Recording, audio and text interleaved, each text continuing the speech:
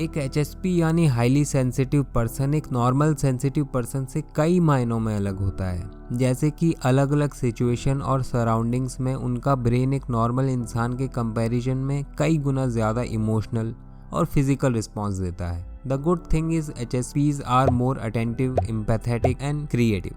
But just like anyone else, HSP के भी ऐसे कुछ नेगेटिव एस्पेक्ट्स हैं जिनका सामना उन्हें हमेशा करना पड़ता है। एंड आगे बढ़ने से पहले आपके लिए ये जानना इम्पॉर्टेंट है कि ये वीडियो सिर्फ एक जनरल गाइडेंस और एजुकेशनल पर्पस के लिए बनाया गया है and it's not to be taken as a substitute of professional advice. So with that said, in today's video हम बात करेंगे some negative traits of a highly sensitive person.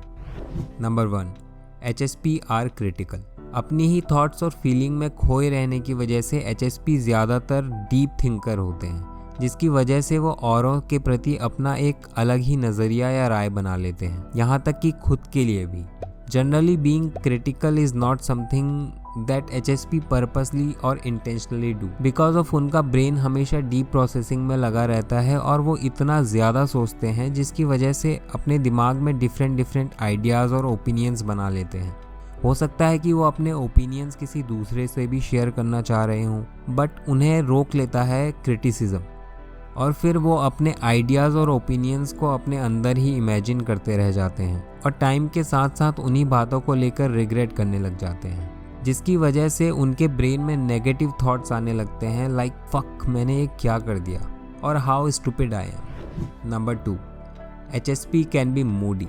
One of the most noticeable quality that HSP have कि वो हर एक emotion को औरों के comparison में बहुत डीप लेवल पर फील करते हैं। वाइल एक नॉन HSP एक बटरफ्लाई को देखकर उतना एक्साइटेड नहीं होगा, बट एक HSP इज़ लाइक ओह क्या यूनिक कलर है यार।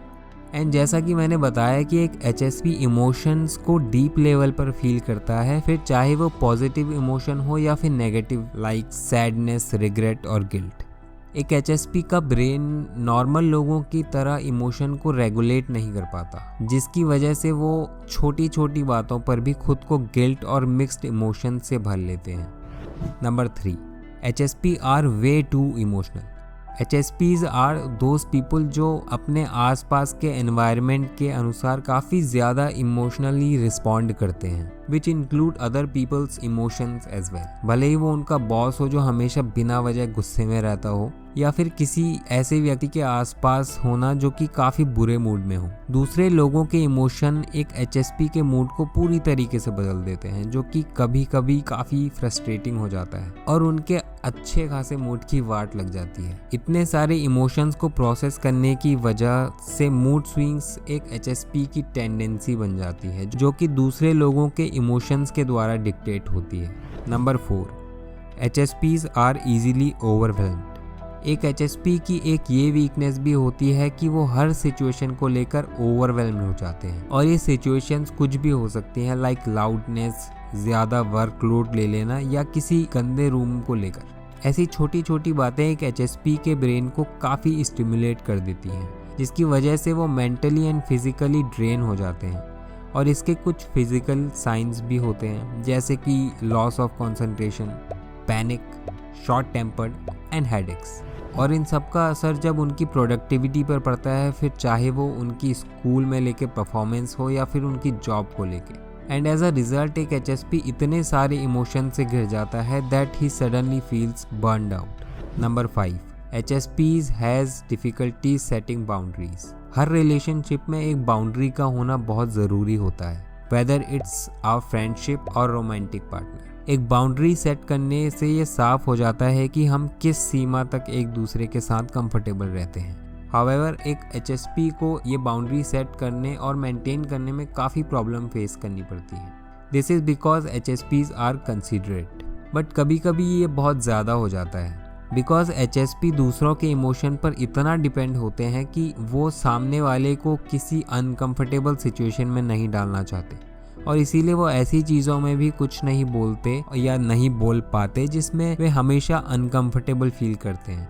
एज अ रिज़ल्ट वो अपने पार्टनर को कन्फ्रंट नहीं कर पाते और इन चीज़ों को अपने दिमाग में ही दबा लेते हैं, जिसकी वजह से उनको टेंशन और स्ट्रेस टाइम के साथ साथ फील होने लगता है। और यही सब चीज़ें आगे चलकर बड़े आर्ग्यूमेंट्स में भी बदल जाती हैं या बदल सकती हैं, जिसकी नेगेटिव इम्पैक्ट इवेंचुअली उसी रिलेशनशिप में पड़ता है। Number 6, HSP can be insecure over their sensitivity. We all know कि इनसिक्योर फील करना कैसा लगता है। इनसिक्योरिटी होना एक नॉर्मल ह्यूमन ट्रेट है एंड नेचुरली इसका असर एक HSP पर भी पड़ेगा, particularly over how they are as a person. In short, सबसे पहले तो एक HSP को ये इनसिक्योरिटी रहती है कि वो एक हाईली सेंसिटिव पर्सन है, और ऐसा इसलिए होता है कि वो ह्यूमिलिएशन फेस करते हैं या उन्हें क्वेश्चन किया जाता है कि तुम इतने सेंसिटिव क्यों हो, हर बात का इतना बुरा क्यों लग जाता है तुम्हें, स्पेशली जब वो यंग होते हैं।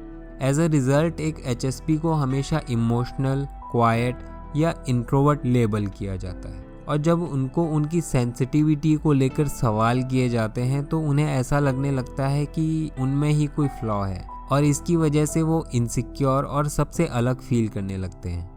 So did this video gave you some insight of negative traits of HSP? Just like everybody, सबकी अपनी अपनी strengths और weaknesses होती हैं जो हम सबको अलग बनाती हैं। For HSPs उनकी sensitivity और attentiveness को उनकी strength माना जाता है, बट साथ ही साथ इसके downfalls भी हैं। So if you enjoyed that video, please give us a like for the sake of YouTube algorithm। मिलते हैं next video में। Thanks for watching guys।